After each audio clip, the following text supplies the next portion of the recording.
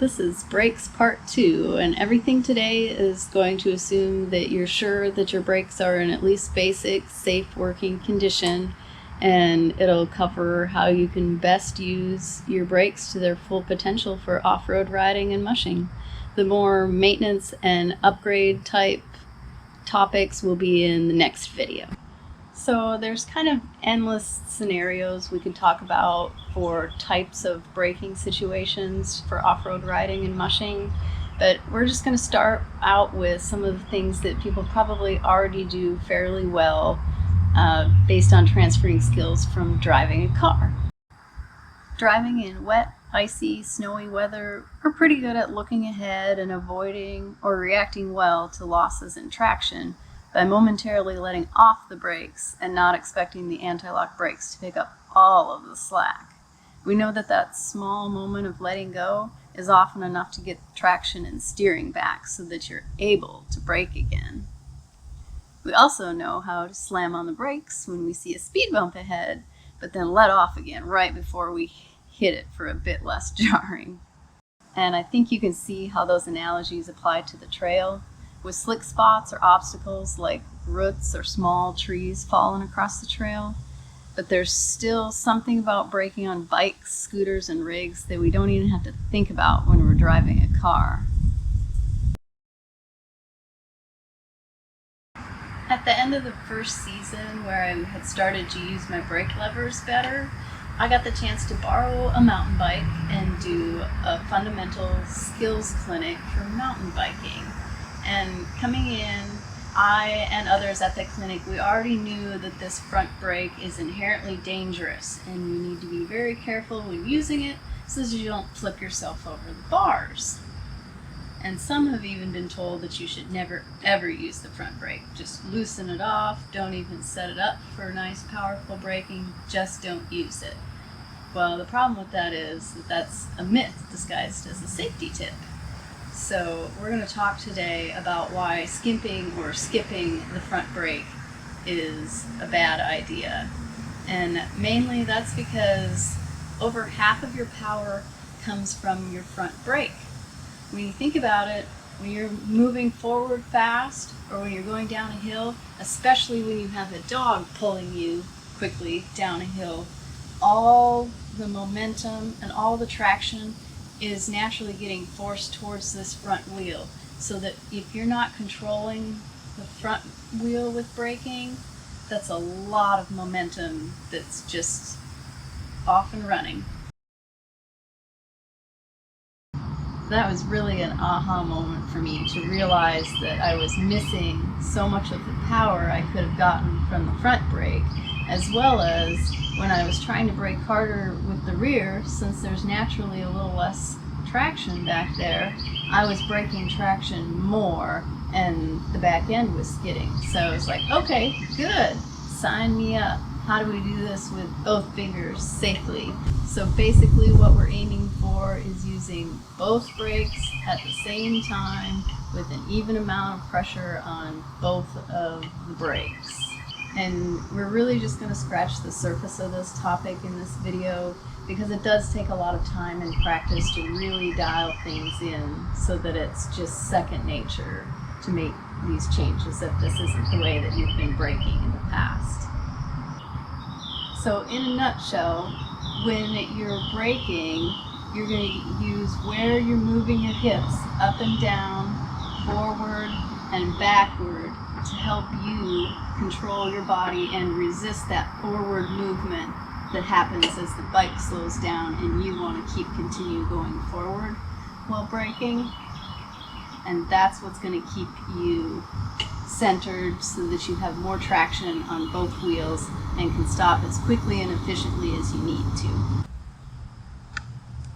Something to be aware of if you're using a bike and not coming from a mountain biking background is that unless you're sitting down to pedal up a fairly extended hill or pedaling to go faster on a fairly smooth flat spot, you should be standing up on the pedals and you'll have your pedals level while coasting and braking. That's what gives you room, even on a bike, to move your hips around and get your center of gravity where it needs to be. And this also avoids clipping a foot or the pedal on something sticking up from the ground. And if you're riding a recumbent bike, you won't have the same ability to shift weight, but your center of gravity is already much, much lower than standing on a rig. So don't totally neglect the front brake. Figure out what your limits are for steep hills and being pulled so you can slow down ahead of time if you need to. You can't just increase the power of the rear brake indefinitely to make up for lack of the front one. It won't take very much before the back wheel locks up completely, and then it's just going to get drug across the ground even with the brakes fully locked. To help cement the concept and start working on some practice drills for this, what you can do is start with a flat area and then progress to maybe a nice gentle hill with a long straight run out after it. And you want to get up a little bit of speed and then coast along, and starting with the rear brake only, do that stretch of ground and just feel how stopping feels with just that rear brake. Take note of things like how powerful does it feel when you engage the brakes, how long does it take you to stop, and how's the traction on your wheels. You can still try what I talked about shifting your body weight around, but keep that in mind. And then after you've done a few repetitions, go back, do it with both brakes and compare that again and see if you can feel how much more power you're getting from the brakes when you're using both of them, and just that shifting your body weight around lets you keep traction better on both of those wheels.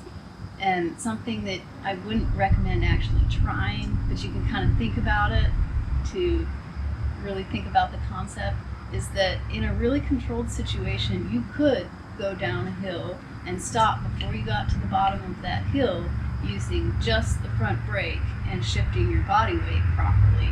Now, there's not a practical application for that, so don't practice that, but it's just something to think about, that yes, you can safely use the front brake, and it provides a lot of the stopping power for whatever bike brake style rig that you're using.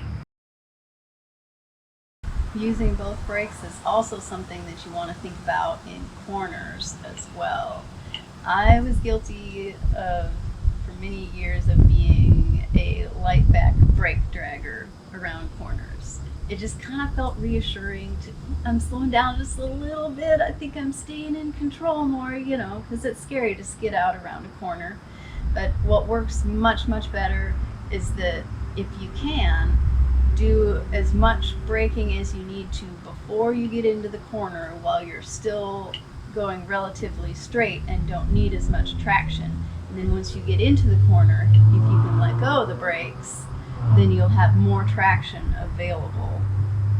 But if you do need to brake in a corner, do it lightly and do it with both brakes. That'll help maintain more traction overall, because you have to have traction on the front wheel to be able to steer around a corner, and it'll also hopefully help you avoid skidding with the back wheel, because you want to ride the corner, not slide around it.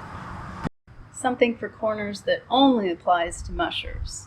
Unless you're absolutely sure that any more speed in the corner would end in disaster, let go of the brake levers completely as you see your dog exiting the corner. Once they're out of the corner, they will speed up because they're not turning anymore. But you aren't all the way around yet, so you need all the traction you can get.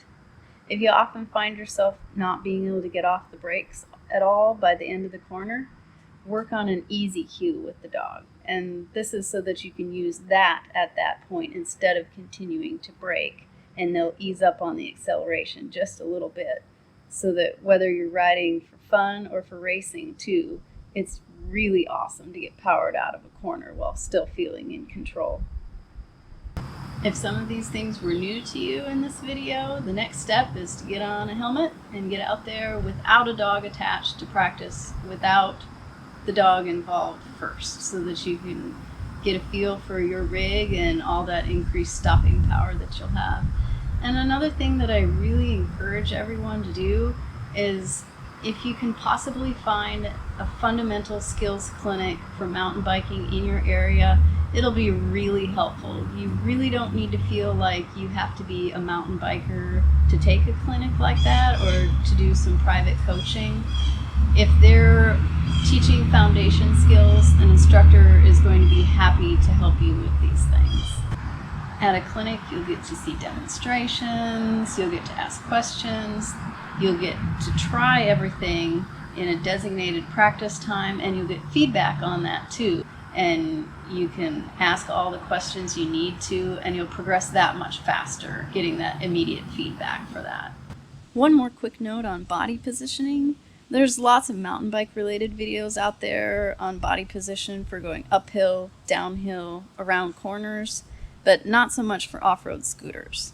Let me know in the comments. Would you like to see a video of my preferred stance on my scooter and how that relates to going up, down, and around? Also, how to manage front and rear wheel traction while you've got one foot off to kick. Part 3, dealing with routine maintenance, extras, and upgrades is coming soon, so check that out too.